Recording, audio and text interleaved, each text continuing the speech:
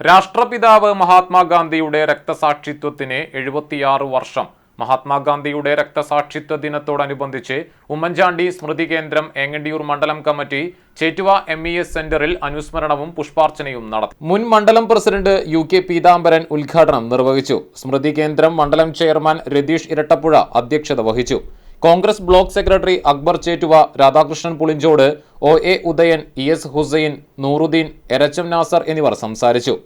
INTUC Elavally മണ്ഡലം committee സംഘടിപ്പിച്ച രക്തസാക്ഷിത്വ ദിനാചരണം block Congress president CJ Stanley ഉദ്ഘാടനം ചെയ്തു. മണ്ഡലം പ്രസിഡന്റ് CA പീറ്റർ അധ്യക്ഷത വഹിച്ചു. ചിറ്റാട്ടുകര അങ്ങാടി യൂണിറ്റ് പ്രസിഡന്റ് ജിൻഡോ തേറാട്ടിൽ മുഖ്യപ്രഭാഷണം നടത്തി.